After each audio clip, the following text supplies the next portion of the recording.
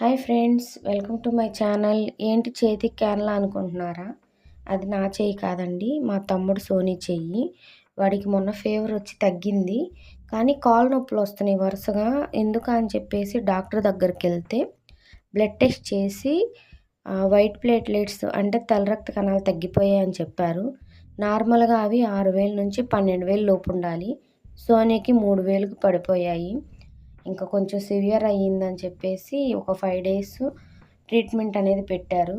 అందులో భాగంగానే ఈ బొప్పాయి ఆకులు జ్యూస్ చేశాను. నార్మల్ ఆకులు కోసేసి కొంచెమే వాటర్ వేసి మిక్సీ పట్టించాను.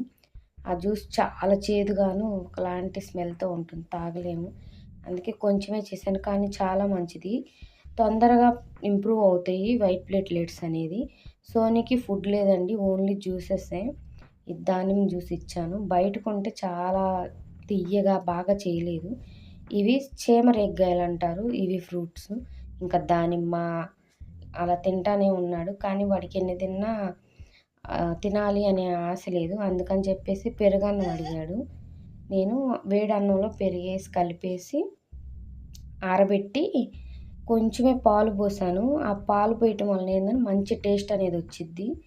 ఇది కోయంబత్తూర్ వెళ్ళాడు సోనీ ఒక పని మీద, అక్కడ వాళ్ళు ఇచ్చారంట. బాగా నచ్చిందని చెప్పి నన్ను చేయమన్నాడు. సర్లే అని నేను ట్రై చేద్దామని చేశాను. నాకైతే బాగానే కుదిరింది, చాలా టేస్ట్ కూడా బాగుంది. కాకపోతే కొంచెం తింటే ఎగుటేస్తుంది.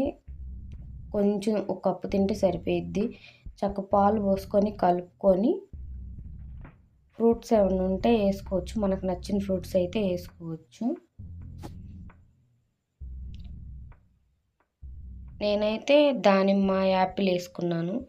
చాలా బాగుంది టేస్ట్. సోనీ ఆ రోజు ఇష్టంగా తిన్నాడు. కొంచెం బాగాలేదు కాబట్టి వాడికి కూడా ఇది నోటికి రుచిగా అనిపించినట్టుంది, తిన్నాడు. ఇలా వేసుకుంటే సరిపోయింది. ఫ్రూట్స్ అనేది మన ఇష్టం, ఎన్నైనా వేసుకోవచ్చు కావాల్సినన్ని. కలర్ఫుల్గా భలే ఉంది కదా, మీరు కూడా ఒకసారి ట్రై చేయండి. ఇది డీటాక్స్ వాటరు. నేను రోజు అలా ప్రిపేర్ చేసుకొని నైట్ చేసుకొని మార్నింగ్ తాగుతాను. Thank you for watching.